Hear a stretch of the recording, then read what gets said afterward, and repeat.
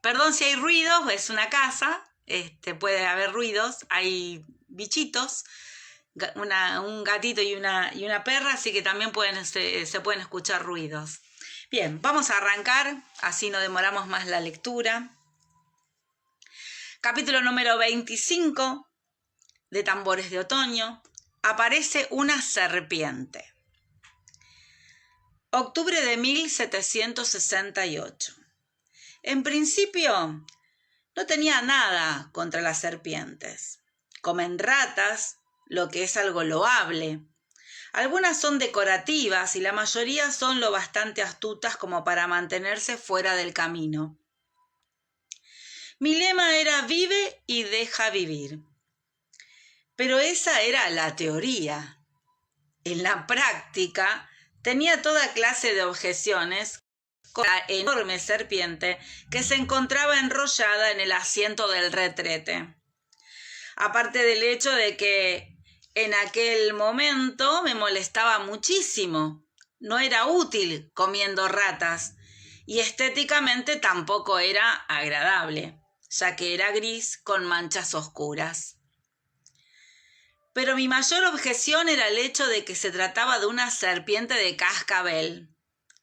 Supongo que era una suerte que lo fuera, porque el ruido de los cascabeles impidió que me sentara sobre ella en la tenue luz del amanecer. El primer sonido me dejó helada. Parada en el pequeño retrete, extendí un pie hacia atrás buscando el umbral. A la serpiente eso no le gustó. Me quedé inmóvil mientras su zumbido aumentaba. Podía ver cómo vibraba la punta de su cola, moviéndose como un grueso dedo amarillo, apuntando de manera grosera desde el cuerpo enroscado. Se me secó la boca. Me mordí el interior de la mejilla, intentando reunir un poco de... ¿Cuánto medía?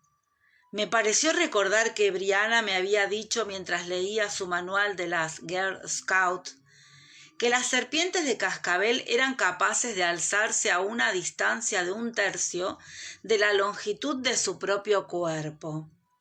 Apenas había medio metro entre mis muslos cubiertos por el camisón y la asquerosa cabeza con sus ojos sin párpados.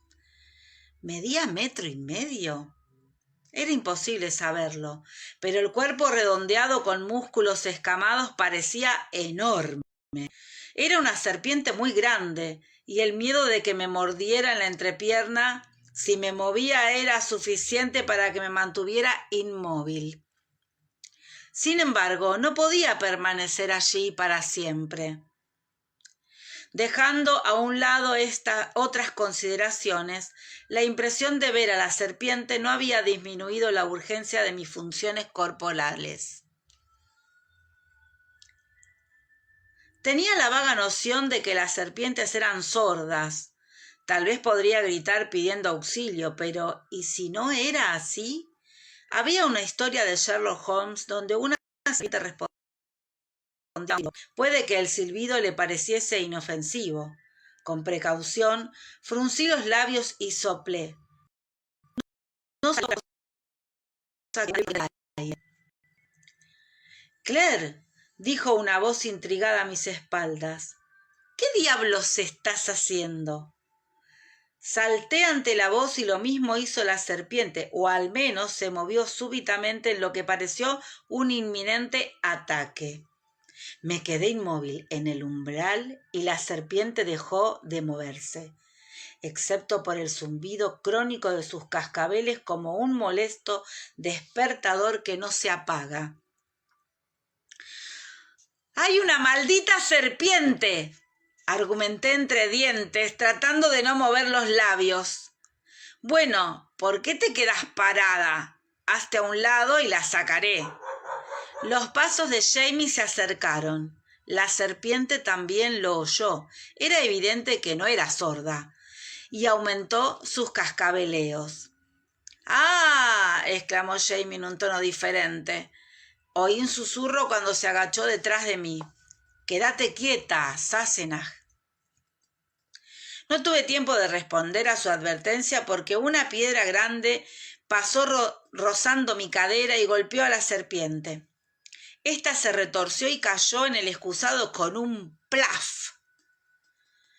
No felicité al victorioso guerrero, sino que salí corriendo hacia el bosque más cercano, con el bajo mojado de mi camisón golpeándome los tobillos. A los pocos minutos regresé más tranquila y encontré a Jamie y a Ian juntos en el retrete. Apretados, considerando el tamaño, el menor en cuclillas en el banco, con una antorcha, y el tío inclinándose sobre el agujero examinando las profundidades. ¿Pueden nadar?, preguntaba Ian, intentando ver más allá de la cabeza de Jamie sin incendiar el pelo de su tío. No lo sé, respondió Jamie con recelo. Puede que sí. Lo que yo quiero saber es si pueden saltar. Ian dio un salto atrás y rió nervioso, sin saber con seguridad si Jamie estaba bromeando. Aquí no puedo ver nada. Acerca la luz. Jamie se incorporó para quitarle la antorcha a Ian y la bajó con cuidado hacia el agujero. Si la peste no apaga la llama, probablemente quemaremos todo el retrete, murmuró, inclinándose más. Bueno, ¿dónde demonios? ¡Ahí está! ¡La veo!, gritó Ian. Las dos cabezas se juntaron y chocaron con el ruido de melones partidos. Jamie bajó la antorcha hasta que cayó en el agujero y se apagó. Ascendió un poco de humo como si se tratara de incienso. Jamie salió tambaleándose del retrete, agarrándose la frente y con los ojos cerrados por el dolor. El joven Ian se apoyó en la pared interior, apretándose con fuerza la coronilla y haciendo comentarios bruscos en gaélico. «Todavía está viva», con nerviosismo, echando un vistazo al retrete. Jamie abrió un ojo y me miró entre los dedos con los que se sujetaba la cabeza. «Mi cabeza está bien, gracias. Espero que mis oídos dejen de zumbar la próxima semana». «Vamos, vamos», exclamé conciliadora. «Haría falta un martillo especial para romper tu cráneo. Déjame ver». Le aparté los dedos y le bajé la cabeza para palpar suavemente entre el abundante cabello.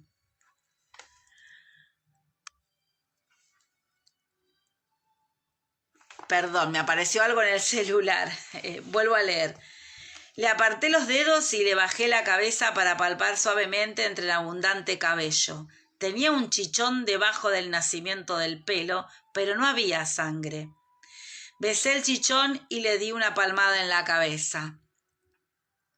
«No vas a morir», dije. «No por esto». «Ah, bien», intervino con sequedad. «Tal vez muera por la picadura de la serpiente la próxima vez que me siente a hacer mis necesidades».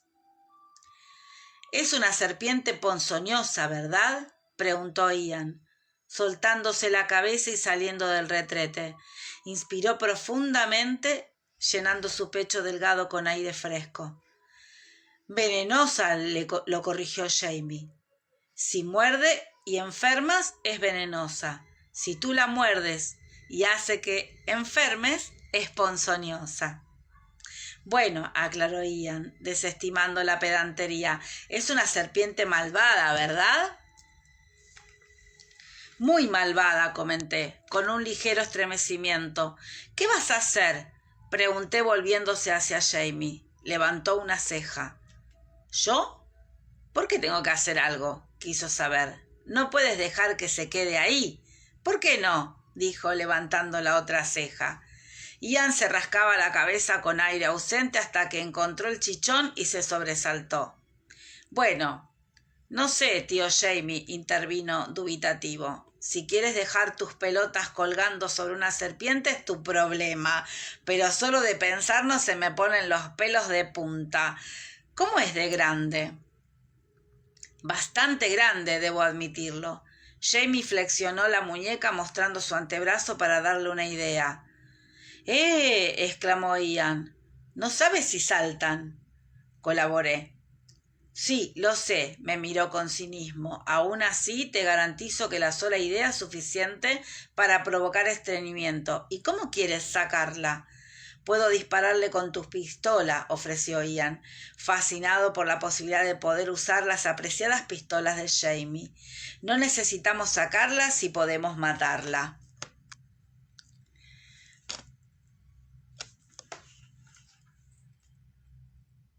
¿Se puede? Perdón, ¿se puede? A ver, pregunté con prudencia. Me dicen si está saliendo bien, no sé por qué tengo la duda, o me da la sensación de que no, pero bueno, por ahí son los comentarios, todavía dice vivo. Bueno, ahí aparecen los comentarios. Jamie se frotó la barbilla con recelo. Aún no se había afeitado y la barba roja le raspaba el pulgar. No mucho. Hay unos centímetros de inmundicia en el hoyo. No creo que se vea bien para apuntar y detestaría perder un disparo. Podemos invitar a todos los Hansen a cenar, servir cerveza y ahogar la serpiente, sugerí, mencionando a la amplia familia cuáquera que teníamos de vecinos. Ian se ahogó con la risa y Jamie me miró con seriedad y se dirigió al bosque. Pensaré algo, concluyó, después de desayunar. Por suerte, el desayuno no fue un gran problema, ya que las gallinas habían puesto 9 huevos y el pan se había horneado bien. La manteca todavía estaba confinada en el fondo de la despensa, bajo la custodia de una cerdita recién nacida, pero Ian se las ingenió para sacar un bote de mermelada del estante mientras yo trataba de detenerla con la escoba cada vez que intentaba cargar contra las piernas de Ian. Necesito una escoba nueva, comenté mientras preparaba los huevos. A lo mejor bajo esta mañana hasta los sauces del arroyo. Jamie extendió la mano ausente para buscar la bandeja con pan. Toda su atención se centraba en el libro que estaba leyendo. Historia natural de Carolina del Norte, de Brignell. Aquí está, dijo. Sabía que había visto algo sobre las serpientes de cascabel. Encontró el pan a ciegas y lo usó para acompañar una porción de huevo. Después de tragar, leyó en voz alta, sosteniendo el libro con una mano mientras rebuscaba sobre la mesa con la otra. Los indios con frecuencia arrancan los dientes de las serpientes para que no puedan hacer daño al morder. La operación se realiza con facilidad, atando un trapo rojo en la punta de una caña larga y hueca, provocando así a la serpiente hasta que lo muerde.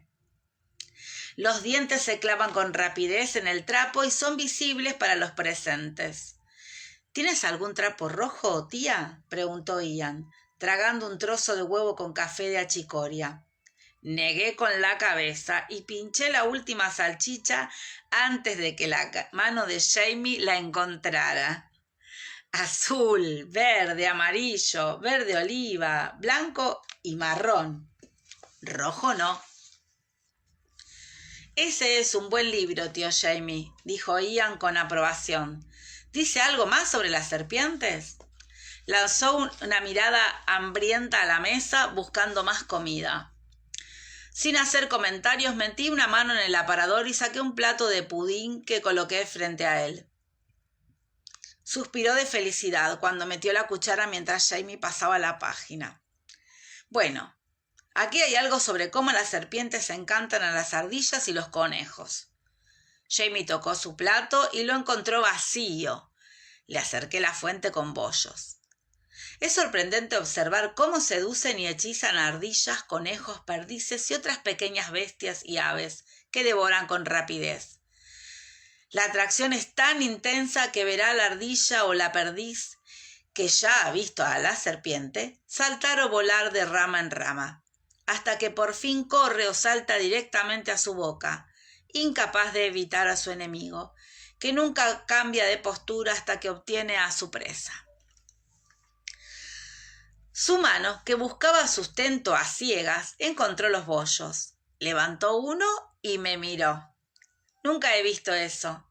¿Te parece probable? No, dije, apartándome los rizos de la frente. ¿Y no dice nada sobre cómo tratar a cerdos viciosos? Me hizo un gesto ausente con los restos de su bollo. No te preocupes, yo me ocuparé de los cerdos, murmuró. Levantó la vista del libro lo suficiente para echar un vistazo a los platos vacíos de la mesa. ¿No hay más huevos? Hay, pero son para nuestro huésped del granero. Puse 2 rebanadas de pan en la pequeña cesta que estaba preparando y cogí la botella con la infusión que había dejado reposar durante la noche. La mezcla de vara de oro, monarda y bergamota silvestre había adquirido un color verde negruzco y olía a campo quemado, pero podía ayudarle y no le haría daño. En un impulso me llevé el amuleto que me había regalado la anciana Nayawene. Tal vez eso daría confianza al enfermo. Como la infusión no le haría daño. Nuestro inesperado huésped era un forastero, un tuscarora, de una aldea del norte. Había llegado a la granja varios días atrás como miembro de una partida de caza desde Ana-Ooka, siguiendo las huellas de un oso. Les habíamos ofrecido comida y bebida. Algunos de los cazadores del grupo eran amigos de Ian. Durante la comida advertí que aquel hombre tenía una mirada especial, sin brillo. Al examinarlo de cerca, llegué a la conclusión de que tenía sarampión, una enfermedad alarmante en la época. Insistió en marcharse con sus compañeros, pero 2 de ellos lo trajeron de vuelta pocas horas más tarde. Confuso y delirante, era alarmantemente contagioso. Le hice una cama en el nuevo granero y obligué a sus compañeros a que se levantaran en el arroyo antes de partir, lo que tal vez consideraron una tontería, pero lo hicieron para que dejara de molestarlos antes de marcharse, dejando a su camarada en mis manos. El indio estaba de lado y ni se movió para mirarme, enroscado bajo su manta, aunque debió de oír mis pasos por el sendero. Yo podía oírlo bien. No necesitaba mi estetoscopio improvisado, dado que sus pulmones eran bastante audibles en la distancia. «¿Cómo ça va?», pregunté, arrodillándome junto a él. No me contestó, no era necesario. Pero su respiración podría diagnosticar neumonía, cosa que confirmé más tarde, nada más verlo. Tenía los ojos hundidos y apagados, su cara estaba demacrada, consumida hasta los huesos por la terrible fiebre. Traté de convencerle para que comiera, pues lo necesitaba con urgencia, pero ni se molestó en mover la cara. La botella con agua que le había dejado estaba vacía. Antes de reponérsela, intenté darle a beber la infusión, pensando que bebería por pura sed. Tragó un poco y se detuvo, dejando que el líquido verduzco cayera por los bordes de su boca. Intenté convencerlo en francés, pero no había manera. Ni siquiera reconocía mi presencia, solo miraba al cielo matutino por encima de mi hombro. Su cuerpo delgado decaía poco a poco. Estaba claro que creía que lo habían abandonado, que lo habían dejado allí para que muriera en manos de extraños. Sentía una constante ansiedad por la posibilidad de que tuviera razón. Moriría si no tomaba nada. Entonces le di agua y bebió sediento hasta que acabó con el contenido de la botella. Fui al arroyo para llenarla de nuevo. Cuando regresé en un arranque de inspiración, cogí el amuleto de mi cesta y lo sostuve frente a mi rostro. Me pareció ver un atisbo de sorpresa tras sus párpados entornados. Nada parecido a la esperanza, pero al menos mostró plena conciencia de mi presencia allí. Me arrodillé. No sabía cuál era la ceremonia adecuada, pero había sido médica el tiempo suficiente para conocer el poder de la sugestión. No era mejor que los antibióticos, pero sin duda era mejor que nada. Levanté el amuleto de plumas de cuervo, volví la cara al cielo y recité con solemnidad lo primero que me vino a la mente, que resultó ser el tratado para la sífilis en latín del doctor Rawlings. Vertí un poco de aceite de lavanda en mi mano, mojé la pluma y le ungí las sienes y la garganta mientras cantaba en voz baja y siniestra. Quizá le ayudara con el dolor de cabeza. Sus ojos seguían el movimiento de la pluma. Me sentía como una serpiente de cascabel esperando a que la ardilla entrara corriendo en mi garganta. Levanté su mano, coloqué el amuleto mojado en aceite sobre su palma y le cerré los dedos a su alrededor. A continuación tomé el frasco de grasa mentolada de oso y pinté patrones místicos sobre su pecho, frotándola bien con mis pulgares. El hedor me despejó las fosas nasales. Solo esperaba que ayudara a aliviar la fuerte congestión del paciente. Completé mi ritual bendiciendo la botella con la infusión con In nomine Patri et Filii et Spiritus Sancti. Amén. Y luego se la acerqué al paciente. Casi hipnotizado, abrió la boca y bebió. Le tapé con la manta, dejé la comida a un lado y me marché con una mezcla de esperanza y sensación de fraude.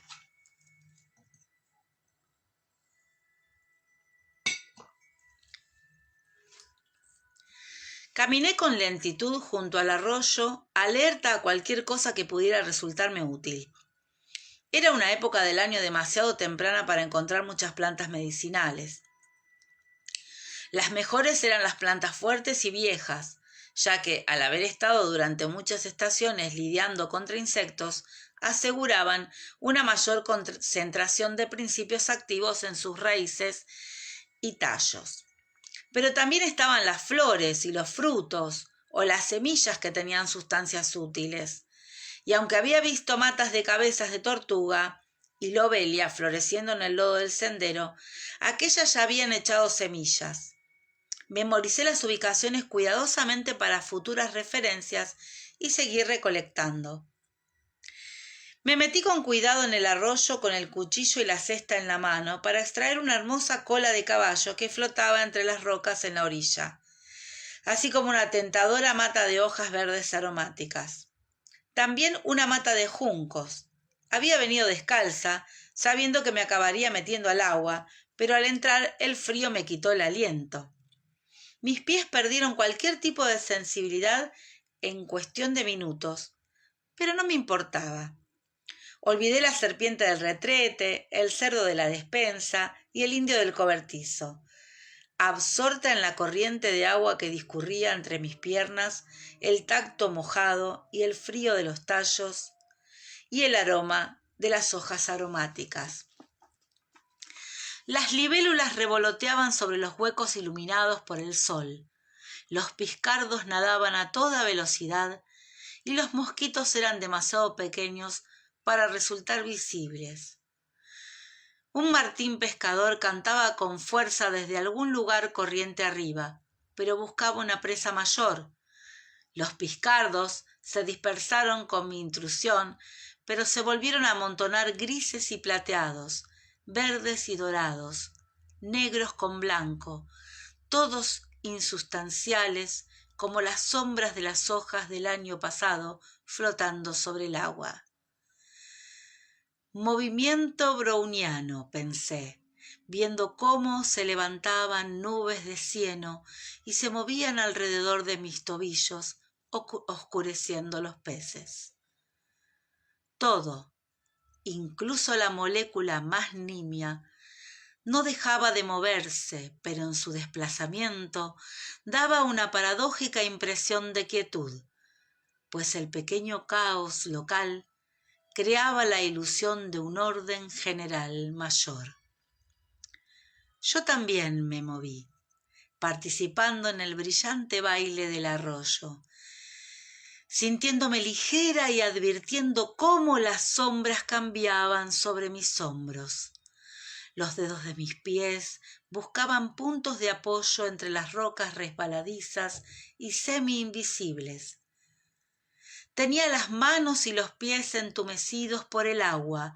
Me sentía como si estuviera hecha de madera y a la vez muy viva como el abedul plateado que resplandecía sobre mí, o los sauces que dejaban caer hojas húmedas en el estanque natural que tenían debajo. Quizá fuera así como empezaron las leyendas de los hombres verdes y los mitos de las ninfas transformadas, no con árboles que cobran vida y camina, ni con mujeres que se vuelven de madera, sino con la inmersión de la tibia carne humana en las sensaciones más frías de las plantas. Sentía que mi corazón latía con más lentitud y también las pulsaciones un poco dolorosas de la sangre en mis dedos. Savia que emerge. Me moví con los ritmos del agua y el viento, sin prisa ni conciencia, pasando a ser parte del lento y perfecto orden del universo. Se me había olvidado un poco el pequeño caos local. Al llegar al recodo de los sauces, oí un chillido más allá de los árboles.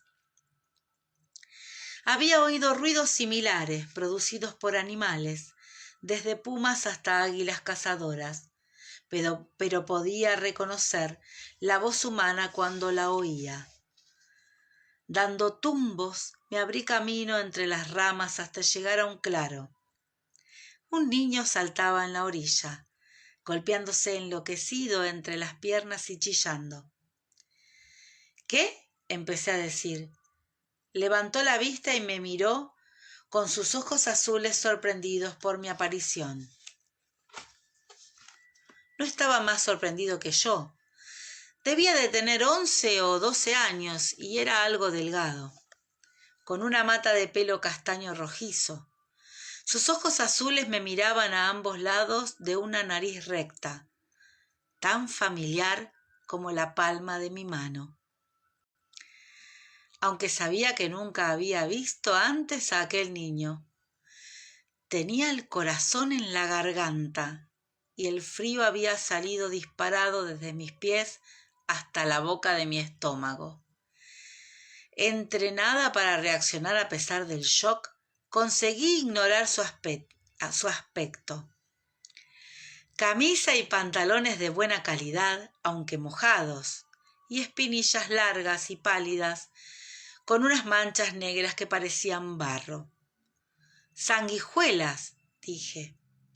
La calma profesional había superado mi conmoción personal. «No puede ser», me decía a mí misma, y al mismo tiempo sabía que era posible. «Son sanguijuelas, no te harán daño». «Sé lo que son», exclamó. «Quítamelas». Se golpeó la pantorrilla estremeciéndose de asco. «Son odiosas». «No tan odiosas, tienen su utilidad», comenté, comenzando a recuperarme de la impresión. «No me importa la utilidad que tengan», aulló, pateando con frustración. «Las odio. Quítamelas». «Bueno, deja de pelear con ellas», lo insté cortante. «Siéntate y yo me ocuparé de todo».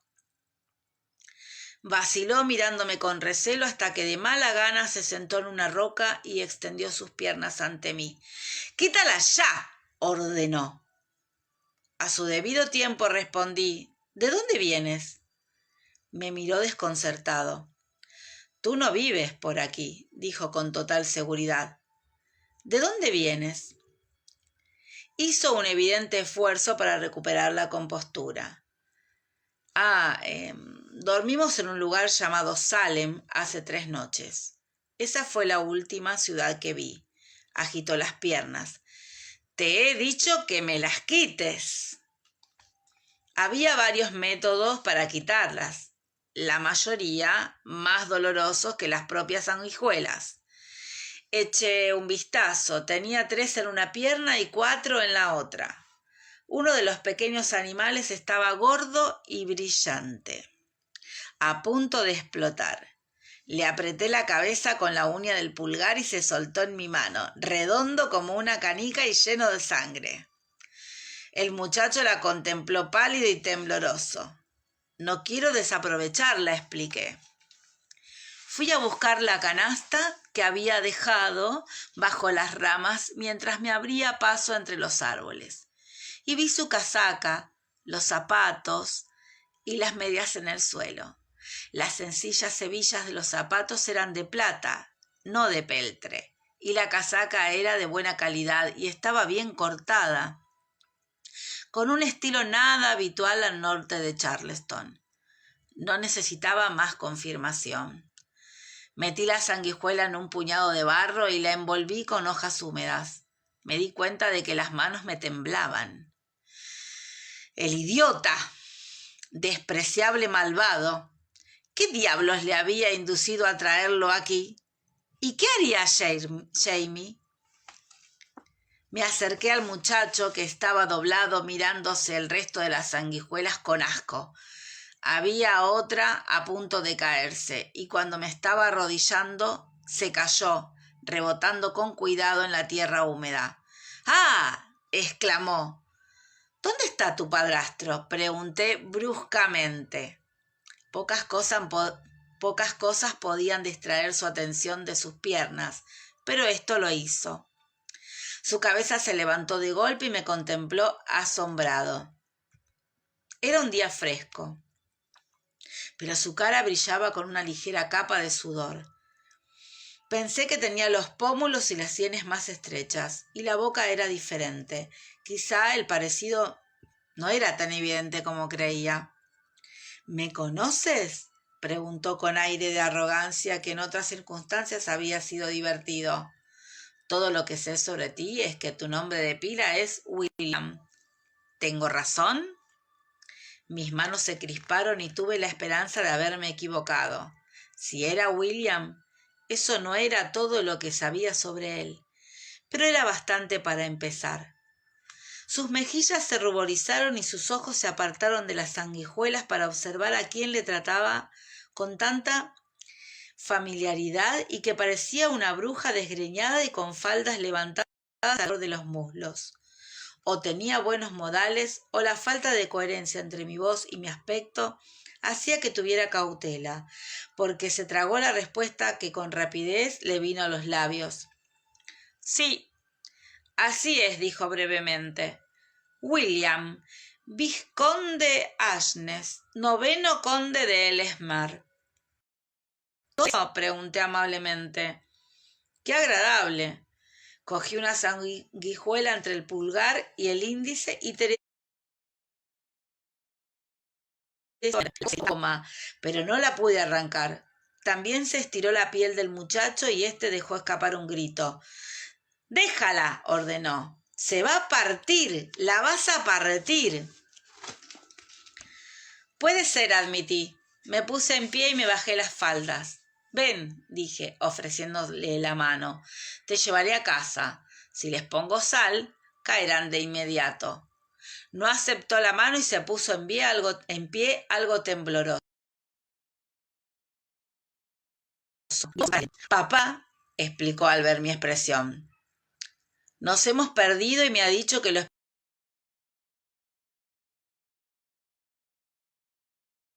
esperará. Vuelve y no me encuentra». «No te preocupes, me imagino que habrá encontrado la casa. No está lejos». Era la única casa que había en aquella zona y estaba al final de un sendero bien señalizado.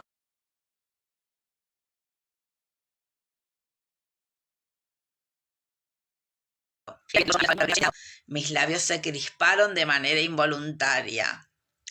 «¿Sois los Fraser?», preguntó el muchacho. Digo que no entraran en contacto.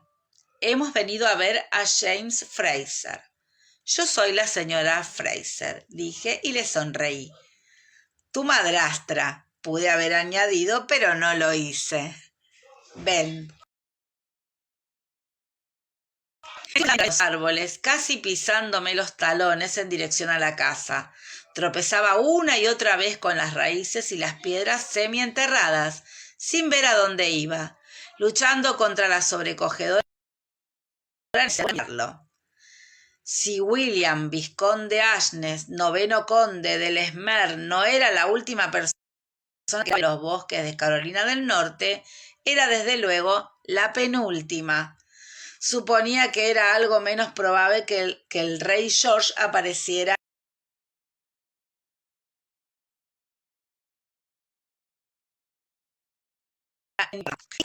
Abandoné la búsqueda de epítetos adecuados para insultar a Lord John Grey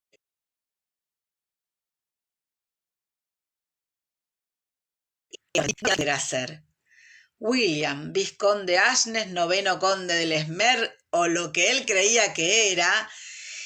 ¿Y qué te propones hacer?, pensé enfurecida con Lord indultado. Y lo más importante, ¿qué iba a hacer o sentir el escocés? Me detuve y el muchacho se tambaleó al intentar no tropezar conmigo. Lo siento, murmuré. Me ha parecido ver una serpiente. Proseguí con los pensamientos mudo en el estómago. ¿Lo habría traído para revelarle su parentesco? ¿Querría?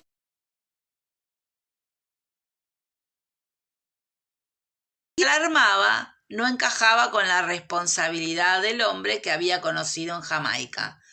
Podía tener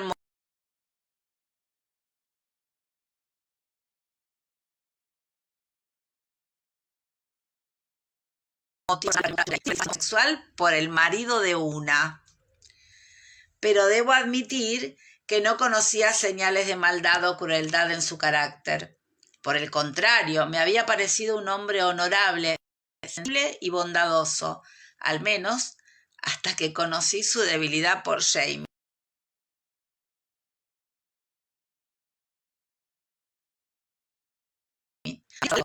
Su seguridad. No creía que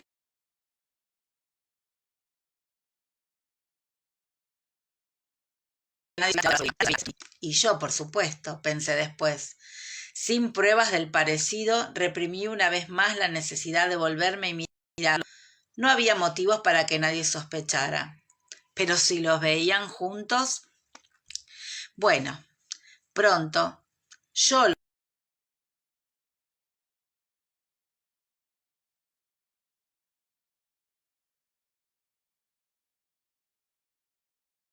veía.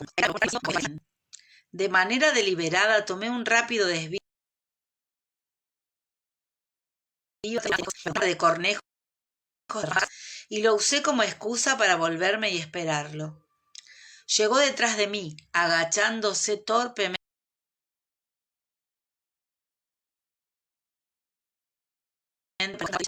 Tranquilicé. Lo miré a escondidas mientras se enderezaba con la cara sonrojada por el esfuerzo.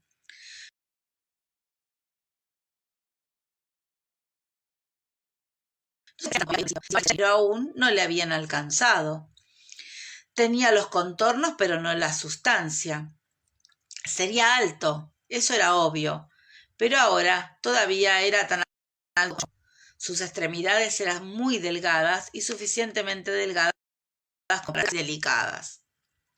Su pelo era más oscuro que el de Jamie, aunque su cabello tenía destellos bajo la luz del sol. Las ramas era de un castaño profundo, nada parecido al pelirrojo brillante de Jamie. Su piel era de un suave color dorado tostado por el sol, no como el bronce medio quemado de Jamie. Tenía los ojos de los Fraser y algo en la forma de su cabeza y en los ojos me hacía pensar en Brie. Fue como una eléctrica, pero era mi recuerdo de Brianna,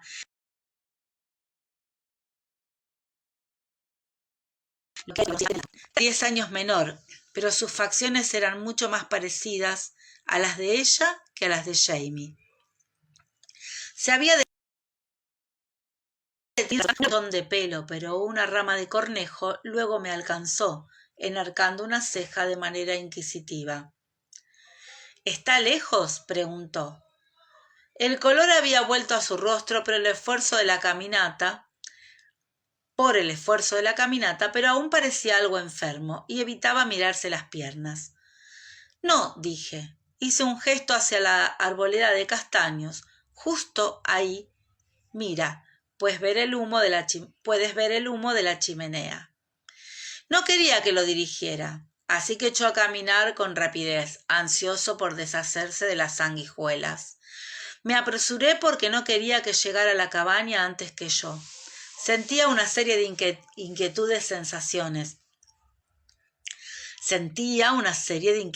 sensaciones, sobre todo ansiedad por Jamie y furia contra John Gray, pero básicamente una gran curiosidad y en el fondo una punzada de nostalgia por mi hija, demasiado profunda para fingir que no existía, cuyo rostro no volvería a ver. Jamie y Lord John estaban sentados en un banco al lado de la puerta. Al oír nuestros pasos, Jamie se levantó y miró hacia el bosque.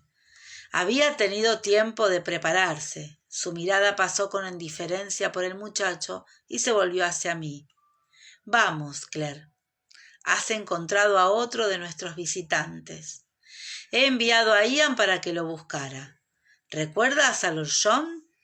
¿Cómo olvidarlo?, dije, dedicándole una sonrisa luminosa.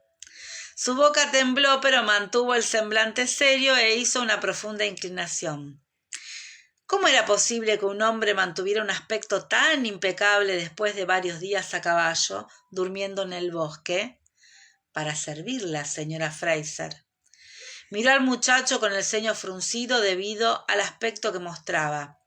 ¿Puedo presentarle a mi hijastro, Lord Ellesmere? William, veo que ya has conocido a nuestra encantadora anfitriona. ¿Quieres saludar a nuestro anfitrión, el capitán Fraser? El muchacho casi bailoteaba, saltando de puntillas, pero al oír aquello se enderezó e hizo una rápida reverencia. Para servirlo, capitán, dijo, y me lanzó una mirada de sufrimiento. Lo único en lo que podía pensar era en que cada vez le estaban chupando más sangre. ¿Podéis disculparnos?, pregunté amablemente, cogiendo al muchacho del brazo, entré con él en la cabaña y cerré la puerta ante el rostro asombrado de los hombres. William se sentó en el banco que le señalé y estiró las piernas. «¡Rápido!», ordenó. «Por favor, rápido». No había sal molida, así que con el cuchillo corté con rapidez una pieza del bloque y la coloqué en el mortero, machacándola hasta conseguir los granos deseados, que puse sobre las sanguijuelas. Es muy duro para las pobres, expliqué al ver cómo la primera se convertía poco a poco en una bola, pero funciona. La sanguijuela se soltó y cayó de la pierna de William, seguida por sus compañeras, y se retorció en lenta agonía en el suelo. Recogí aquellos pequeños bichos y los tiré al fuego. Luego me arrodillé con la cabeza inclinada, dándole tiempo para que recompusiera su rostro. Ahora deja que me ocupe de las picaduras. Pequeños hilillos de sangre descendían por las piernas. Limpié la sangre y le lavé las heridas con vinagre e hipérico para detener las hemorragias. Dejó escapar un trémulo suspiro de alivio mientras le secaba las espinillas. No es que tenga miedo de la sangre, aclaró con un tono jactancioso que hizo evidente cuál era su temor. Es que son unas criaturas asquerosas.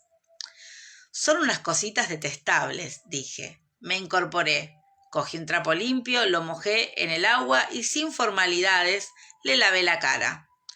Luego, sin preguntar, cogí mi cepillo y comencé a peinarlo. Parecía muy sorprendido ante aquella familiaridad, pero más allá de la rigidez inicial de su columna, no emitió protesta alguna, y cuando empecé a arreglarle el pelo, dejó escapar otro pequeño suspiro y hundió un poco los hombros. Su piel emitía un agradable calor y mis dedos, aún fríos por el arroyo, se fueron calentando mientras le arreglaba los suaves mechones del sedoso pelo castaño. Era muy abundante y un poco ondulado. Tenía un remolino en la coronilla. Sentí cierto vértigo al comprobar que era igual que el de Jamie y que se encontraba en el mismo lugar. «He perdido mi cinta», dijo, mirando alrededor como si pudiera materializarse en la panera o en el tintero. «No pasa nada, ya te prestaré una. Cuando terminé de trenzarle el cabello, le até una cinta amarilla y tuve la extraña sensación de que estaba protegiéndole.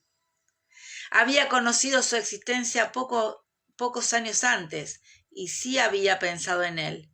Había sido con curiosidad y cierto resentimiento, pero ahora alguna cosa, ya fuera el parecido con mi hija y con Jamie o el simple hecho de haberme ocupado de él, me producía la extraña sensación de una preocupación casi posesiva por él. Podía oír el murmullo de las voces en el exterior. Escuché el sonido de una risa repentina y mi disgusto hacia John Gray hizo acto de presencia de inmediato. ¿Cómo se atrevía a poner en riesgo a Jamie y a William? ¿Y para qué? ¿Por qué estaba aquel maldito hombre allí en medio de un lugar tan poco apropiado para un hombre como él? Se abrió la puerta y Jamie asomó la cabeza. ¿Va todo bien?, preguntó. Sus ojos se posaron en el niño con amable preocupación, pero pude ver la tensión en la mano que sujetaba la puerta, así como en la pierna y el hombro. Estaba tenso como un arpa. Si lo hubiera tocado, hubiera emitido un sonido vibrante. «Sí», dije con amabilidad. «¿Crees que Lord John querrá tomar algo?» Puse la olla al fuego para hacer té y con un suspiro saqué la última hogaza de pan que pensaba usar para mis experimentos para obtener penicilina. Como creía que la situación lo justificaba, también saqué nuestra última botella de coñac. Luego puse la mermelada en la mesa, explicando que la manteca estaba, por desgracia, bajo la custodia de la cerda. «¿Cerda?», preguntó William, confundido. «En la despensa», comenté señalando la puerta cerrada. «¿Por qué guarda?», comenzó a decir, pero cerró la boca. Era evidente que su padrastro le había dado una patada por debajo de la mesa mientras sonreía amablemente ante su taza de té. «Es muy amable por habernos recibido, señora Fraser», dijo Lord John, lanzando una mirada de advertencia al niño. «Debo disculparme por nuestra llegada inesperada. Espero no molestarla mucho». «De ninguna manera», respondí, mientras pensaba dónde iban a dormir. William podía hacerlo con Ian en el cobertizo. No sería peor que dormir a la intemperie, tal y como había hecho hasta entonces. Pero la idea de dormir con Jamie y con Lord John en el mismo cuarto a tan poca distancia. Entonces apareció Ian con su habitual instinto para las comidas. Fue presentado con una serie de confusas explicaciones e inclinaciones de cabeza que en un lugar tan pequeño hicieron que se volcara la tetera. Usando esto como excusa, mandé a Ian que enseñara a William las curiosidades del bosque y el arroyo, y les di unos emparedados y una botella de sidra. Ya sin su presencia, serví el coñac, me senté de nuevo y miré a John Gray. «¿Qué está haciendo aquí?», dije sin más preámbulos. Sorprendido abrió sus ojos azul claro, dejó caer sus largas pestañas y las batió de manera deliberada. «No he venido con la intención de seducir a su marido, puedo asegurárselo». «John», el puño de Jamie golpeó la mesa e hizo temblar las tazas. Sus mejillas estaban coloradas y fruncía el ceño con furia. «Perdón», dijo John Gray con el rostro blanco, pero por lo demás sereno. Por primera vez se me ocurrió que él podía estar tan nervioso como Jamie por aquel encuentro. «Le pido disculpas, señora», comentó con un gesto seco de cabeza. «Ha sido imperdonable. Sin embargo, debo señalar que, desde el primer momento, me mira como si hubiera encontrado acostado con un conocido marica». Ahora él también mostraba un ligero rubor. «Lo lamento», suspiré. «La próxima vez avíseme antes para poder cambiar de expresión». Se puso en pie de repente y se dirigió a la ventana, donde se quedó de espaldas a la habitación con las manos apoyadas en el alféizar. Se hizo un silencio muy incómodo. Yo no quería mirar a Jamie. En cambio, mostré un enorme interés por el frasco de semillas de hinojo que se hallaba sobre la mesa. Mi esposa murió, comentó con brusquedad. En el barco entre Inglaterra y Jamaica. Venía a reunirse conmigo. Lo siento mucho, dijo Jamie en voz baja. ¿El niño iba con ella? Sí. Lord John se volvió, se apoyó en el alféizar y la luz del sol iluminó su cabeza, creando un halo resplandeciente a su alrededor. Willy estaba muy encariñado con Isobel. Era la única madre que había conocido.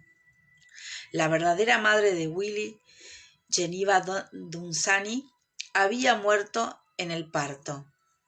Su supuesto padre, el conde de Lesmer, falleció el mismo día en un accidente. Eso era lo que Jamie me había explicado.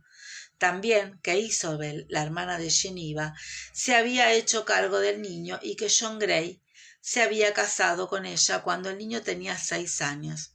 Fue entonces cuando Jamie dejó su trabajo con los Dunsany. Lo siento mucho, afirmé con sinceridad, y no lo decía tan solo por la muerte de su esposa. Gray me miró e hizo un leve gesto de reconocimiento. Mi periodo como gobernador estaba a punto de terminar. Tenía la intención de instalarme en la isla si el clima resultaba favorable para mi familia. Pero se encogió de hombros. Willy se quedó muy triste tras la muerte de su madre y me pareció oportuno tratar de distraerlo. Se presentó una ocasión casi de inmediato. Las posesiones de mi esposa incluían una gran propiedad en Virginia, que ahora es de William, y recibí noticias del comisionado de la plantación pidiendo instrucciones. Se alejó de la ventana y se acercó a la mesa donde ocupó su asiento y prosiguió. No podía decidir nada sin ver la propiedad y evaluar las condiciones, así que decidí que navegaríamos hasta Charleston y desde allí viajaríamos por tierra hasta Virginia. Confiaba en que la experiencia podría alejar a William de su dolor y creo que está dando resultado. En estas últimas semanas he tenido el placer de verlo más contento. Abrí la boca para decir que el cerro de Fraser se encontraba fuera de su camino, pero lo pensé mejor y callé. Como si me hubiera adivinado el pensamiento, me sonrió con ironía. Creí que tenía que hacer algo con mi cara. Que Jamie me leyera los pensamientos era una cosa, en general no del todo desagradable, pero que completos extraños entraran y salieran de mi mente era algo del todo distinto. ¿Dónde está la plantación?, preguntó Jamie, con algo más de tacto, pero la misma implicación. La ciudad más cercana se llama Lynchburg, en el río James, contestó Lord John, mirándome burlón, pero aparentemente de buen humor otra vez. En realidad, no son más que unos cuantos días los que perdemos por el hecho de venir aquí, pese a lo remoto que se encuentra este lugar. Fijó su atención en Jamie, frunciendo un poco el ceño. Le dije a Willy que eras un viejo amigo de mi época de soldado. Espero que no te moleste el engaño. Jamie movió la cabeza con una mueca. ¿Es un engaño? En estas circunstancias no puedo pensar en molestarme y no es del todo falso. ¿Crees que te recordará?, pregunté a Jamie. Había trabajado en la cuadra de la propiedad de la familia de Willy como prisionero de guerra tras el alzamiento jacobita. Vaciló, pero a continuación meneó la cabeza. No lo creo. Tenía 6 años cuando me fui de Helwater, lo que para un niño es mucho tiempo, y no hay razón para que me relacione con un mozo de cuadra llamado Mackenzie. Willy no había reconocido a Jamie al verlo, desde luego, pero había estado demasiado preocupado por las sanguijuelas como para darse cuenta de nada. Se me ocurrió algo y me volví hacia Lord John, que estaba manipulando la tabaquera que había sacado de su bolsillo. Dígame, dije con un súbito impulso. No quiero molestar, pero ¿de qué murió su esposa? ¿Cómo? Pareció asombrado, pero se recuperó inmediatamente. Su criada me dijo que murió de flujo sangriento. Torció un poco la boca. Creo que no fue una muerte fácil. Flujo sangriento. Aquella descripción abarcaba desde la disentería hasta el cólera. ¿Había algún médico? ¿Alguien a bordo que se ocupara de ella? Sí, comentó con cierta aspereza. ¿Dónde quiere ir a parar, señora? No es nada, me preguntaba si es posible que Willy viera cómo usaban sanguijuelas. Un brillo de comprensión cruzó su rostro. Ya veo, no lo había pensado. En aquel momento vi cómo Ian hacía señas desde la puerta, obviamente sin querer interrumpir, pero con un gesto de clara urgencia en el rostro. ¿Quieres algo, Ian? Pregunté, interrumpiendo a Lord John. Sacudió la cabeza, haciendo que volara su cabello castaño. No, gracias, tía. Es solo que... Miró con la desesperación a Jamie. Lo siento, tío, sé que no he debido dejarlo, pero... ¿Qué? Alarmado por el tono de voz de Ian, Jamie se puso en pie. ¿Qué has hecho? El muchacho se frotó las manos avergonzado, haciendo que crujieran los nudillos. Bueno, verás, su señoría me preguntó por el retrete y le he contado lo de la serpiente y que sería mejor que fuera al bosque. Eso ha hecho, pero quería ver la serpiente y... ¿No le habrá picado? Preguntó Jamie nervioso. Lord John, que obviamente iba a preguntar lo mismo, le lanzó una mirada. No. Ian pareció sorprendido. No veíamos nada porque estaba muy oscuro, así que hemos levantado la tapa. Entonces hemos podido ver a la serpiente y la hemos pinchado con una rama larga. Se movía como pone en el libro, pero no parecía que fuera a morder. Y miró de reojo a Lord John y tragó ruidosamente. Ha sido culpa mía, dijo, levantando de manera noble los hombros, aceptando la culpa. Le he contado que yo había pensado en dispararle, pero no queríamos malgastar la pólvora, y su señoría ha comentado que podía sacar la pistola de su padre de la alforja y ocuparse de ella de una vez. Y entonces Ian intervino Jamie en un murmullo. Deja de farfullar y dime ya qué le has hecho al muchacho. ¿No le habrás disparado por error? Ian pareció ofendido ante aquel insulto a su puntería. Por supuesto que no, exclamó. Lord John tosió con educación, anticipándose a las posteriores recriminaciones. ¿Serías tan amable de decirme dónde está mi hijo? Intervino Lord John. Está en el fondo del retrete, concluyó con un profundo suspiro, encomendando su alma a Dios. ¿Tienes una cuerda, tío Jamie?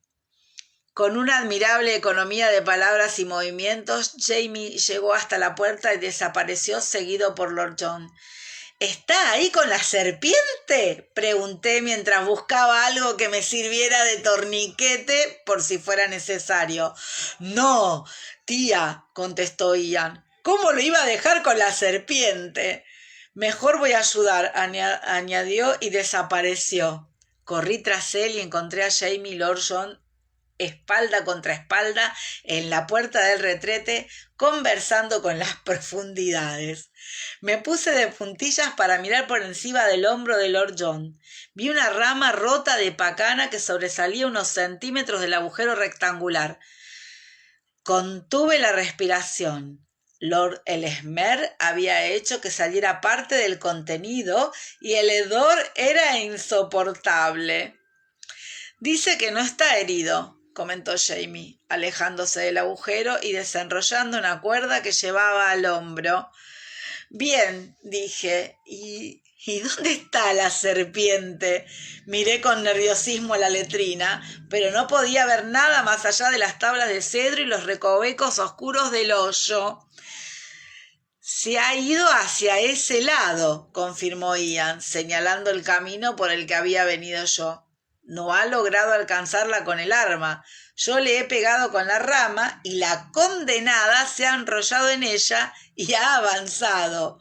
Me he asustado, así que he chillado y la he soltado. Entonces he chocado con él y bueno, así ha sucedido, terminó con una voz débil. Tratando de evitar la mirada de Jamie, se inclinó para gritar. Me alegro de que no te hayas roto el cuello. Jamie le dirigió una mirada que indicaba qué cuello habría que romper, pero evitó mayores comentarios para apresurarse a sacar a William de su mazmorra. Ian se apartó prudentemente a un lado. Por suerte, el agua del fondo había reducido el golpe. Según parecía, el 9º conde de Ellesmere había caído boca abajo. Lo sacaron sin problemas y lo colocaron en el sendero. Lord John se secaba las manos en los pantalones y lo contemplaba tratando de ocultar una sonrisa hasta que sus hombros comenzaron a sacudirse. ¿Qué noticias traes de los infiernos, Perséfone?, dijo, incapaz de contener la risa. Cubierto de suciedad, sus ojos azules tenían una expresión asesina. Era una expresión de los Fraser, y me estremecí al verlo. A mi lado, Ian se sobresaltó de manera repentina. Su mirada iba del conde a Jamie, luego se cruzó con la mía y su rostro se tornó del todo inexpresivo. Jamie y Lord John se citaban frases en griego y reían como locos. Intentando ignorar a Ian, lancé una mirada a Jamie. Aún sacudiéndose a causa de la risa reprimida, le pareció apropiado ponerme al corriente. Epicarmo explicó. En el oráculo de Delfos, los buscadores del entendimiento lanzaban una pitón muerta al agujero y luego se quedaban por allí, aspirando los vapores de su descomposición. Lord John declamaba con grandes gestos. El espíritu al cielo, el cuerpo a la tierra. William bufaba, igual que lo hacía Jamie cuando no aguantaba más mientras Ian se movía inquieto. Por el amor de Dios, pensé, nerviosa otra vez, ¿es que este niño no tiene nada de su madre? ¿Has conseguido algún entendimiento espiritual como resultado de tu reciente experiencia mística, William?, preguntó Lord John con un pobre intento de autocontrol. Tanto él como Jamie estaban sonrojados, con una risa que pensé que se debía tanto al alivio de la tensión como al coñac o la diversión. Su señoría, echando chispas, se quitó el pañuelo y lo lanzó al sendero. Ahora Ian también reía con nerviosismo, incapaz de contenerse. Los músculos de mi propio vientre se estremecían por la tensión, pero podía ver que las partes expuestas del cuello de William tenían el color de los tomates maduros por el retrete. Como conocía lo que solía ocurrirle a un Fraser cuando llegaba a semejante nivel de incandescencia, pensé que ya era hora de terminar la fiesta. Dije aclarando mi garganta. Si me permiten, caballeros, aunque no sé filosofía griega, hay un pequeño epigrama que sé de memoria. Entregué a William el bote con jabón líquido que había traído en lugar del torniquete. Píndaro, comenté. El agua es lo mejor. Un breve destello de gratitud apareció entre la mugre. Su señoría me hizo una correcta inclinación, se dio la vuelta, miró dudoso a Ian y corrió hacia el arroyo chorreando. Parecía que había perdido los zapatos. Pobre, intervino Ian sacudiendo la cabeza con tristeza. Tardará días en desprenderse de ese olor. Sin duda, contestó Lord John, abandonando la poesía griega por preocupaciones más materiales. A propósito, ¿sabes qué ha pasado con mi pistola? la que ha usado William antes del desafortunado accidente. Ah, Ian miró incómodo, levantó la barbilla en dirección al retrete. Bueno, me temo... Ya veo. Lord John se frotó la barbilla impecablemente afeitada. Jamie clavó la mirada en Ian. «Ah», dijo este retrocediendo un paso o dos. «Ve», ordenó Jamie en un tono que no admitía discusión. «Pero», añadió Ian. «Ya», intervino, dejando la cuerda sucia a sus pies. La nuez del muchacho se movió. Me miró con los ojos asustados de un conejo. «Primero quítame la ropa», dije, servicial. «No queremos tener que quemarla, ¿no?» Bueno, vamos a descansar un poquito, 2 segundos, tomo agua. Gracias por los comentarios de la lectura. Espero les guste. Por ahí nos trabamos un poquito, no estamos acostumbrados a leer tanto. Bueno, vamos por el capítulo 26. Son unas cuantas páginas. Bueno, muy lindo el capítulo 25. Gracias por proponerme es muy divertido, muy entretenido. Tiene de todo, ¿no? Como aroma naturaleza humana. Como matices, por partes tiene poesía, por partes tiene humor. Muy, muy interesante. Bueno, vamos con el 26. A ver, nos acomodamos un poquitito.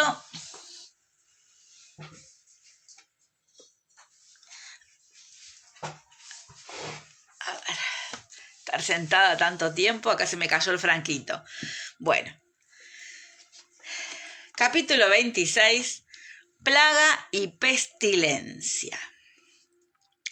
Salí de casa poco antes de la puesta de sol para examinar a mi paciente del granero. No estaba mejor, pero tampoco había empeorado. La misma respiración dificultosa y fiebre alta. Esta vez, sin embargo, sus ojos buscaron los míos cuando entré y se quedaron fijos en mi cara mientras lo examinaba. Todavía tenía el amuleto apretado en la mano. Lo toqué y le sonreí y le di algo de beber. Aún no aceptaba la comida, pero tomaba un poco de leche y tragó sin protestar otra dosis de mi antipirético. Se quedó inmóvil mientras le examinaba y le alimentaba, pero cuando estaba escurriendo un paño caliente para ponerle una cataplasma en el pecho, extendió la mano y me agarró del brazo. Se golpeó el pecho con la otra mano, lo que hizo que produjera un extraño zumbido. Me sorprendió, hasta que entendí. ¿En serio?, pregunté. Agarré la bolsa de las hierbas para la cataplasma y las puse dentro del paño. Bueno, déjame pensar. Comencé con «Adelante, soldados cristianos». Pareció que le gustaba y tuve que cantarla 3 veces para que quedara satisfecho y se hundiera en su manta con un pequeño ataque de tos envuelto en vapores de alcanfor. Antes de entrar en la cabaña me lavé las manos con alcohol. Estaba segura de que no podía contagiarme, puesto que había tenido el sarampión de pequeña, pero no quería correr el riesgo de contagiar a otro. «Dicen que hay un brote de sarampión en Cross Creek», dije. Lord John, tras escuchar mi informe sobre el estado de nuestro enfermo. Dijo Lord John tras escuchar mi informe sobre el estado de nuestro enfermo. «¿Es cierto, señora Fraser, que los salvajes son congénitamente más débiles ante las infecciones que los europeos, mientras que los esclavos africanos son más fuertes que sus amos?» «Depende de la infección», contesté sin perder de vista el guiso del caldero.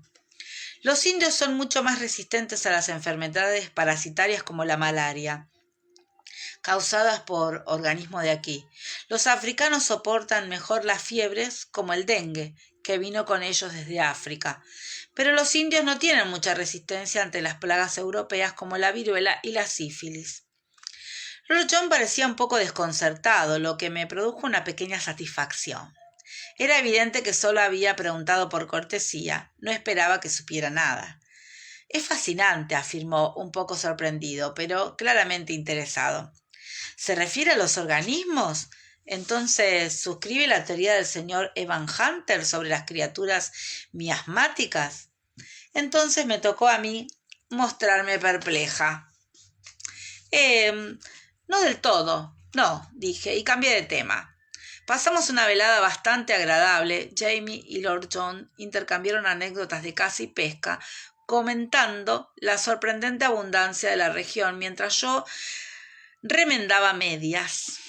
Willy e Ian jugaron una partida de ajedrez que ganó este último con evidente satisfacción. Su señoría bostezaba sin disimulo, y su padre le indicó con la mirada que se tapara la boca. Tenía una adormilada sonrisa de plenitud después de haber devorado junto a Ian una tarta entera de grosellas como colofón de la abundante cena. Jamie lo vio e hizo un gesto a Ian, quien se levantó y lo condujo al cobertizo donde compartirían la cama. 2 se han ido, pensé, evitando mirar la cama. Quedamos 3. El delicado asunto se resolvió con mi retirada. Jamie y Lord John se colocaron ante el tablero de ajedrez para beber el resto del cognac junto a la luz del fuego. Lord John debía de jugar mucho mejor que yo, ya que la partida duró más de 1 hora. Por lo general, Jamie me derrotaba en 20 minutos. La mayor parte del juego transcurrió en silencio, con breves momentos de conversación. Lord John por fin realizó un movimiento, se recostó y se estiró, como si estuviera concluyendo alguna cosa. Entiendo que no ves muchos disturbios políticos aquí, en tu refugio de montaña, ¿verdad? Dijo en tono informal. Miró de reojo el tablero, pensativo. Te envidio, Jamie, tan alejado de dificultades tan insignificantes como las que afligen a los mercaderes y la alta burguesía de las tierras bajas. Tendrás tus dificultades, como todos, pero tienes el consuelo nada desdeñable de saber que tus esfuerzos tienen su significado y son heroicos. Sí, muy Jamie resopló. Sí, muy heroico. Por el momento mi lucha más heroica es con la cerda de la despensa. Señaló el tablero enarcando una ceja. ¿Realmente vas a hacer ese movimiento? Gray entornó los ojos y bajó la vista para estudiar el tablero con labios fruncidos. Sí, lo haré, respondió con firmeza. Maldición, exclamó Jamie con una mueca de resignación. Extendió la mano y dejó caer su rey. Gray rió y buscó la botella de cognac. Maldición, dijo a su vez al descubrir que estaba vacía. Jamie rió y se levantó para buscar algo en el aparador. Prueba un poco de esto, ofreció, y oí el sonido musical del líquido que servía. Gray levantó la jarra y olió lo que le provocó un ruidoso estornudo que dispersó gotas por toda la mesa. No es vino, John, observó Jamie suavemente. Es para beberlo, no para saborear su buque. Ya lo veo. ¿Qué es? Gray olfateó otra vez con más cuidado y le dio un sorbito. Se atragantó un poco, pero tragó con valentía. Por Dios, farfulló otra vez con voz ronca. No me lo digas. Tosió, se aclaró la garganta y dejó el vaso con cuidado sobre la mesa, como si fuera a explotar. Déjame adivinar, ¿es whisky escocés? Dentro de 10 años puede que lo sea, respondió Jamie, sirviéndose un poco para sí mismo. Tomó un sorbito, lo saboreó y tragó, meneando la cabeza. Por ahora es alcohol, es todo lo que puedo decir. Sí, así es, aseveró Gray, tomando otro sorbito. ¿Dónde lo has conseguido? Lo he hecho yo, respondió Jamie, con el modesto orgullo de un maestro cervecero. Tengo 12 barriles más. Gray alzó sus cejas rubias. Suponiendo que no quieras lavarte las botas con este menjunje, ¿puedo preguntarte qué intentas hacer con 12 barriles de esto? Jamie soltó una carcajada. Comerciar, venderlo cuando sea posible. Ni los impuestos ni la licencia para elaborar bebidas alcohólicas me preocupan estando tan lejos, añadió con ironía. Lord John gruñó, probó otro sorbito y dejó el vaso. Bueno, puedes escapar de los impuestos. Te garantizo que el agente más cercano se halla en Cross Creek. Pero no puedo decir que sea una práctica segura. ¿Y a quién si puedo preguntar, le vendes esta notable mezcla? Confío en que no será a los salvajes. Jamie se encogió de hombros. Solo en pequeñas cantidades, como regalo o como trueque. Nunca lo suficiente para que puedan emborracharse. Muy prudente. Ya habrás oído las historias, supongo.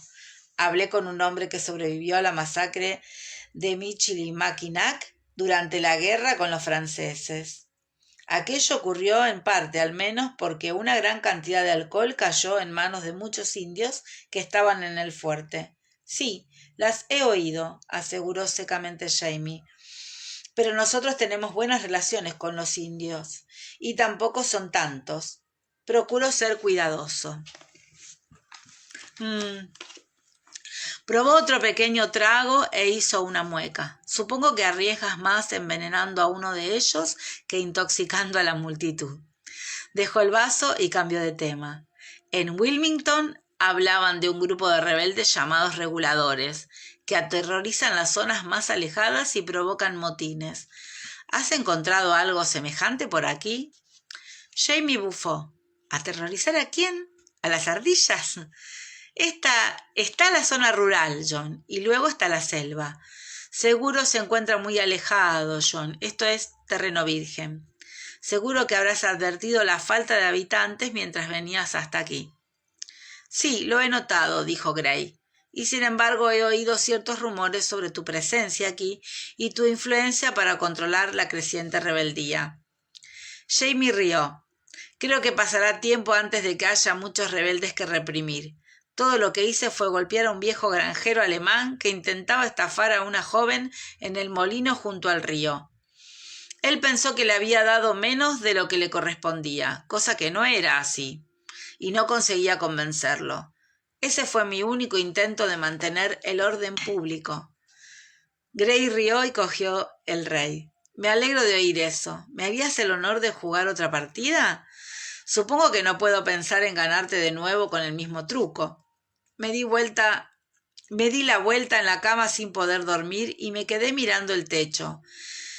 La luz del fuego se reflejaba en las marcas en forma de ala que había dejado el hacha, recorriendo la longitud de cada tronco, de una manera regular como si se tratara de ondas de arena en una playa.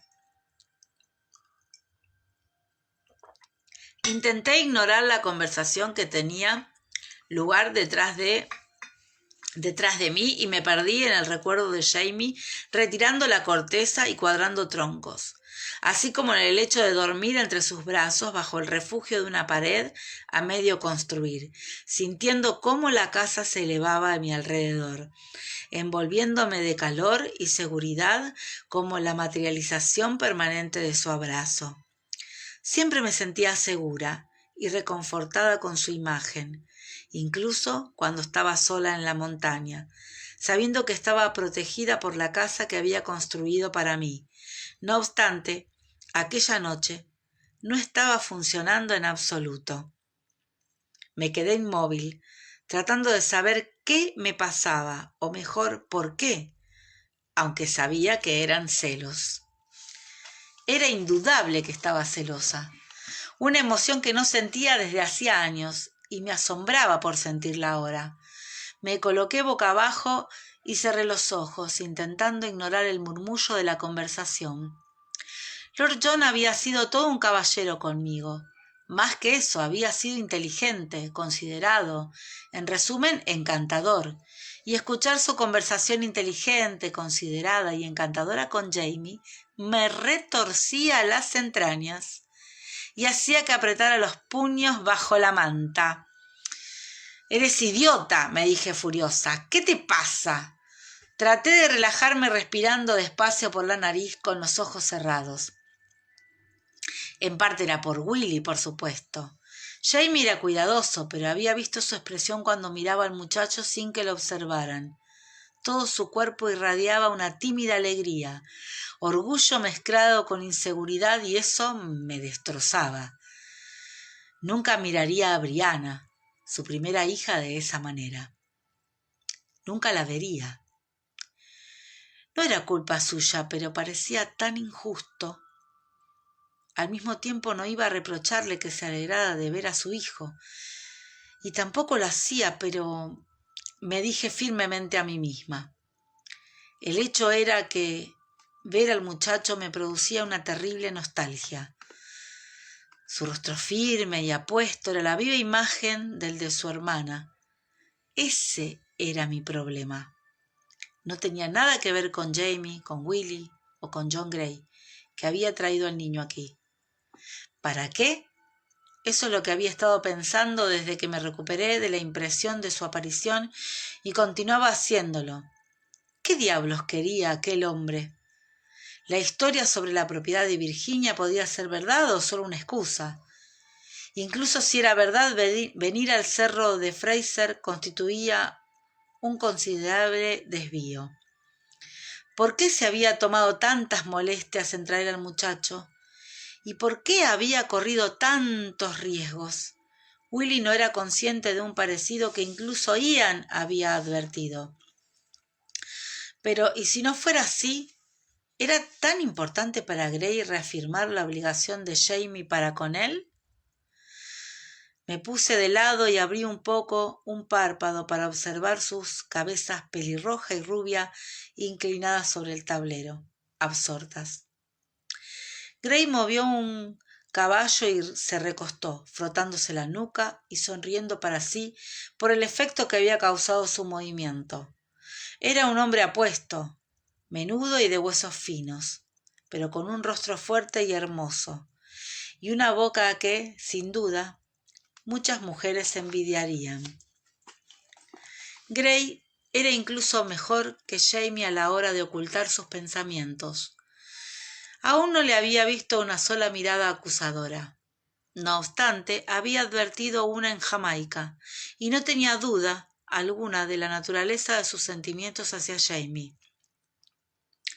Por otra parte, tampoco dudaba de los sentimientos de Jamie en ese sentido. El nudo que se encontraba bajo mi corazón se aflojó un poco, e inspiré profundamente. No importaba cuánto tiempo permanecieran frente al tablero, bebiendo y hablando, ya que Jamie acabaría en mi cama. Relajé los puños y fue entonces, mientras me frotaba las palmas contra los muslos, cuando me di cuenta con sorpresa del motivo por el que Lord John me afectaba tanto. Las uñas me habían dejado una pequeña hilera de pequeñas y punzantes medias lunas en las palmas. Durante años me había frotado aquellas medias lunas después de cada cena, cada madrugada en la que Frank había trabajado hasta tarde. Durante años me había tumbado en la cama de matrimonio despierta en la oscuridad, clavándome las uñas en las manos, esperando a que regresara. Y lo hacía. Hay que decir en su favor que siempre volvía antes del amanecer, a veces a una espalda fría de reproche, y otras al furioso desafío de un cuerpo que se lanzaba contra él, exigente, instándole sin palabras a que lo negara, a que probara su inocencia con su cuerpo. La mayoría de las veces aceptaba el desafío, pero no ayudaba. Sin embargo, ninguno de los dos hablaba de esas cosas a la luz del día. Yo no podía, no tenía derecho. Frank no lo hacía, le correspondía la venganza. A veces pasaban meses e incluso un año o más entre estos episodios y vivíamos juntos en paz. Pero entonces ocurría otra vez. Las llamadas de teléfono en voz baja, las ausencias justificadas, las tardanzas. Nunca nada tan evidente como el perfume de otra mujer o lápiz de labios en el cuello de la camisa. Era discreto, pero siempre sentía el fantasma de otra mujer, quienquiera que fuera. Una mujer sin rostro, indistinguible. Sabía que no importaba quién fuera, había varias. Lo único importante era que no se trataba de mí, y estaba despierta apretando los puños con las marcas de las uñas como una pequeña crucifixión. El murmullo de la conversación casi había cesado. Tan solo se oían los ruidos de las piezas de ajedrez al moverse. ¿Te sientes satisfecho con tu vida?, preguntó súbitamente Lord John. Jamie hizo una pausa.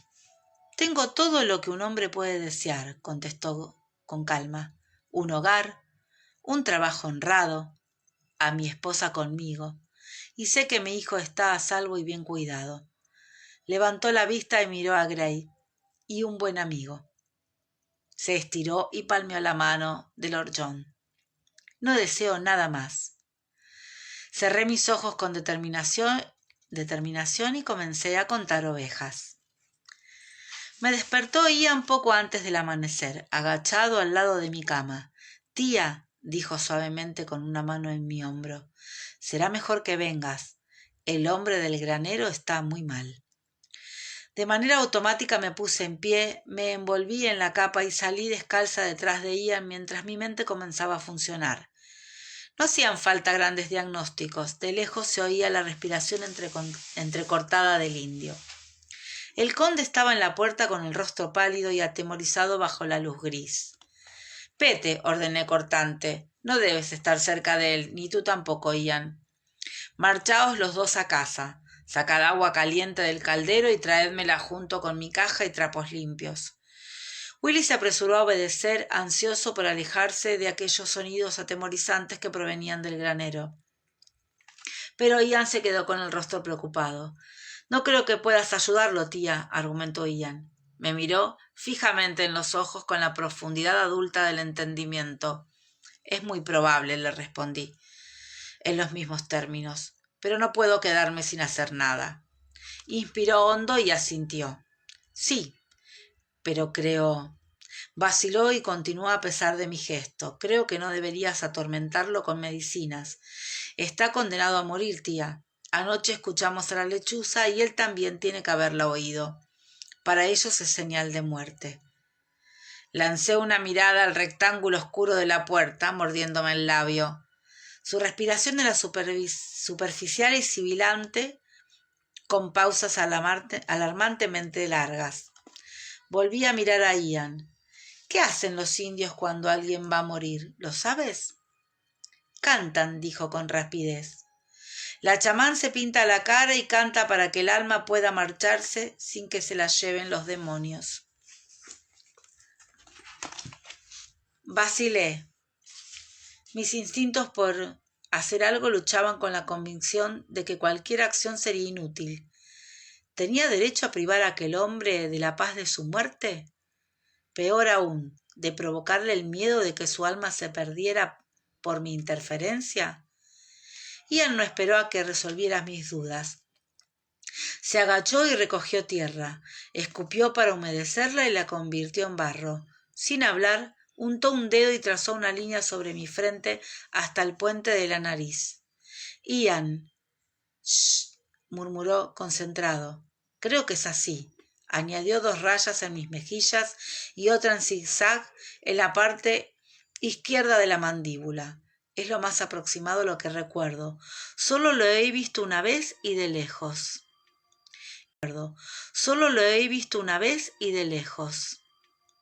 «Ian, esto no es...». «Shh», dijo otra vez, poniendo una mano en mi brazo para acallar mis protestas. «Ve, tía, no lo vas a asustar. Ya está acostumbrado, ¿no?». Me sequé una gota de la punta de la nariz sintiéndome idiota. Sin embargo, no había tiempo para discutir. Ian me dio un pequeño empujón y abrí la puerta. Me adentré en la oscuridad del granero, me incliné y coloqué una mano sobre el hombre. Tenía la piel caliente y seca, y su mano estaba blanda como el cuero gastado. «Ian, ¿puedes hablar con él? ¿Decirle su nombre y que va bien?» «No debes decir su nombre, tía, llamarías a los demonios». Ian se aclaró la garganta y le dijo unas cuantas palabras con suaves sonidos guturales. La mano que sostenía se movió un poco. Mis ojos se habían acostumbrado a la oscuridad y pude ver el rostro del hombre que me miraba con cierta sorpresa. «Canta, tía», me apuró Ian en voz baja. «Tal vez tantum ergo suene parecido. Después de todo, no podía hacer otra cosa». Comencé a cantar. tantum ergo sacramentum. En unos segundos mi voz se estabilizó y me senté sobre mis talones desnudos, cantando poco a poco mientras sostenía su mano. Sus cejas gruesas se relajaron y algo similar a la calma se instaló en sus ojos hundidos. En mi vida había visto muchísimas muertes por accidente, por enfermedad o por causas naturales. Había visto aceptarla con filosofía o con protestas violentas, pero nunca había visto morir a alguien de aquella manera. Esperó con sus ojos clavados en los míos hasta que terminé la canción. Luego volvió su rostro hacia la puerta y mientras el sol que salía lo iluminaba, abandonó su cuerpo sin el más mínimo movimiento ni una última exhalación. Permanecí inmóvil, sosteniendo su mano flácida hasta que me di cuenta de que también estaba conteniendo la respiración. El aire parecía estático y el tiempo parecía que se hubiera detenido durante un instante y me obligué a expirar. Para él se había detenido para siempre.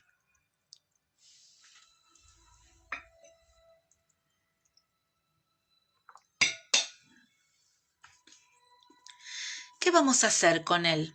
Ya no había nada que pudiéramos hacer por nuestro huésped. El problema eran sus restos mortales. Yo había hablado un momento con Lord John, que se había llevado a Willy al cerro a recoger fresas tardías. Aunque la muerte del indio no había sido especialmente horrorosa, no quería que Willy la viera. No era una imagen apropiada para un niño que había visto morir a su madre apenas unos meses antes. Lord John también parecía apenado. Quizá un poco de sol y aire fresco los ayudaría. Jamie frunció el ceño y se frotó la cara sin afeitar. Supongo que debemos darle una sepultura decente. Bueno, no creo que podamos dejarlo en el granero.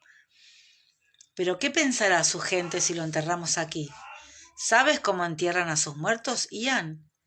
Ian seguía algo pálido, pero sorprendentemente sereno. Negó con la cabeza y tomó un sorbo de leche. No sé mucho, tía, pero vi morir a un hombre, como te he dicho. Lo envuelven en piel de alce y hacen una procesión por la aldea cantando. Luego colocan el cuerpo sobre una plataforma y lo dejan en el bosque para que se seque. Jamie no parecía entusiasmado con la idea de tener cuerpos momificados colgados de los árboles de nuestro bosque.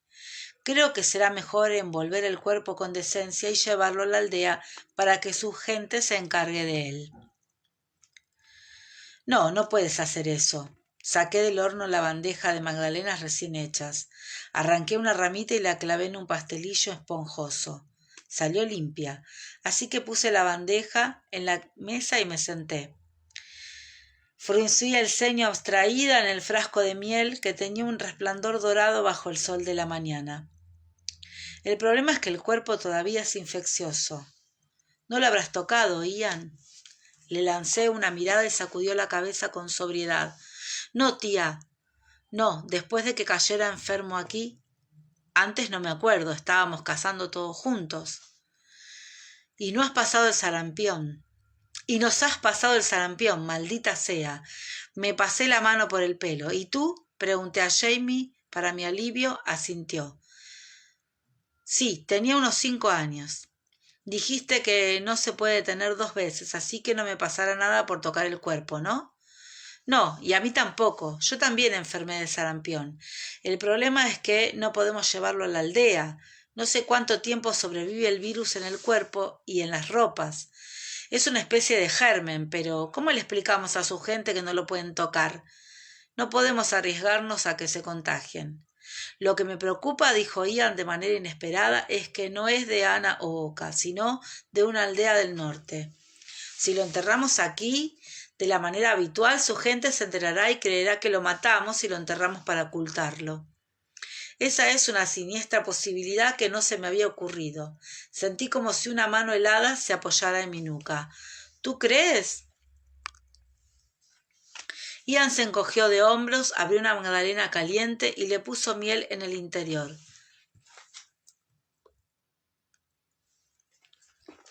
La gente de Nacoñahueto confía en nosotros, pero Myers dijo que había muchos que no harían. Tienen motivos para sospechar, ¿no? Perdón, me aparece algo en la pantalla del celular y estoy tratando de que se vaya, pero no se va. Bueno, espero que ustedes estén viendo bien. Teniendo en cuenta que la mayoría de los Tuscarora habían sido exterminados en una terrible guerra con los colonos de Carolina del Norte, apenas 50 años antes, pensé que sus argumentos eran válidos, aunque no nos ayudaba en la situación actual. Jamie se tragó el último pedazo de magdalena y se recostó con un suspiro. Bueno, dijo Jamie, lo mejor será envolver al pobre hombre en una mortaja e introducirlo en la pequeña cueva de la colina encima de la casa. Coloqué postes para construir una cuadra y eso alejará a los animales salvajes. Ian o yo iremos hasta Anahuoca y se lo contaremos todo a Ñaconahueto. Tal vez envíe a alguien para que vea el cuerpo y pueda asegurar a su gente que no ha sido víctima de ningún tipo de violencia. Entonces podremos enterrarlo. Antes de que pudiera responder a su sugerencia, oí unos pasos que se acercaban. Había dejado la puerta entreabierta para que entrara luz y aire. Al volverme, me encontré con el rostro de Willy pálido y turbado. «Señora Fraser, por favor, ¿quiere venir? Papá está enfermo». ¿Se habrá contagiado del indio? Jamie miraba a Lord John, a quien habíamos metido en la cama. Su rostro palidecía y se ruborizaba. Eran los síntomas que yo había atribuido antes a la angustia. No, no ha podido. El periodo de incubación es de 1 a 2 semanas. ¿Dónde ha estado? Me volví hacia Willy y me encogí de hombros sin terminar la pregunta. Habían estado viajando, no había manera de saber dónde o cuándo había entrado Gray en contacto con el virus. Por lo general, los viajeros dormían en posadas y casi nunca cambiaban las mantas. Era fácil tumbarse en una y levantarse por la mañana con gérmenes que podían ir del sarampión a la hepatitis. Dijo que había una epidemia de sarampión en Cross Creek. Toqué la frente de Gray y noté que tenía bastante fiebre. Sí, dijo con voz ronca y tosió. ¿Tengo sarampión? Debéis alejar a Willy. Ian, lleva a Willy fuera. Mojé un trapo en agua de flores y lo pasé por el rostro y el cuello de Gray. Aún no tenía sarpullidos en la cara, pero cuando le dije que abriera la boca, pude ver con claridad las pequeñas manchas de Koplik en la mucosa. Sí, tiene sarampión, contesté. ¿Cuánto hace que se encuentra mal? Anoche, al acostarme, sentí un mareo, dijo, y tosió otra vez, y me desperté con dolor de cabeza durante la noche, pero creí que era el resultado de eso que Jamie llama whisky. Sonrió un poco a Jamie. Luego esta mañana estornudó y busqué con rapidez un pañuelo limpio. Sí, bueno, ahora trate de descansar. Voy a preparar algo con corteza de sauce que le ayudará con el dolor de cabeza. Me levanté, hice un gesto a Jamie y salimos. No podemos dejar a Willy cerca de él, comenté en voz baja para que no me oyeran. Willy e Ian estaban poniendo heno en el pesebre de los caballos. Ni Ian, es muy contagioso. Jamie frunció el ceño. Sí, eso que dijiste de la incubación. Sí, Ian podría haberse contagiado del indio muerto y Willy de la misma fuente que Lord John, pero por ahora no tienen los síntomas. Me volví a mirar a los dos muchachos, ambos aparentemente tan saludables como los caballos que estaban alimentando. Creo, dije, vacilando mientras pensaba en un plan, que tal vez deberías acampar fuera con los muchachos esta noche. Tenéis que dormir en el cobertizo o acampar en el bosquecillo. Esperamos un día o dos. Si Willy está infectado, si se contagió igual que Lord John, aparecerán los síntomas. Si no es así, si está bien, entonces él y tú podréis ir hasta Anahuoca para visitar a Ñaconahueto sobre el hombre, para avisar a Ñaconahueto sobre el hombre muerto. Eso mantendrá a Willy lejos del peligro. ¿Ian se quedará para cuidarte? Consideró la idea con el ceño fruncido y asintió. Sí, supongo que puede ser. Se volvió mirando a Willy. Podría mostrarse impasible, pero lo conocía demasiado bien como para no advertir el destello de emoción en su rostro. Estaba preocupado por John Gray y quizá por Ian o por mí, pero había algo más. Interés unido a la aprensión, pensé, ante la idea de pasar varios días a solas con el muchacho. Si no se ha dado cuenta ya, no lo hará, dije, apoyando mi mano en su brazo. No, murmuró, dando la espalda al muchacho. Supongo que estará a salvo. Vas a poder hablar con él sin que parezca extraño. Hice una pausa. Solo una cosa más antes de que te vayas. Puso su mano sobre la mía y me sonrió. ¿Sí? ¿Qué? No dejes a esa cerda dentro de la despensa. Por favor. Bueno, chicas, muchas gracias por estar ahí, no sé qué, tengo algo, una cosa que estaba marcando en el celular, pero espero y parece que salió bien la lectura. Tenía terror por la batería, si iba a llegar, bueno, espero les guste, 2 capítulos, fue como digo siempre too much, bueno, les mando un abrazo a todas, estoy muy contenta y muy feliz de haber podido compartir un fragmento de esta lectura, de este libro tan maravilloso que es el que más he leído y el que más me gusta, que es Tambores de Otoño, capítulos preciosos, muy emotivos. Por momentos me corrió escalofríos, o sea, piel de gallina, y mucha emoción. Sí, capitulones, la verdad que sí. Bueno, les mando un abrazo grande. Estoy medio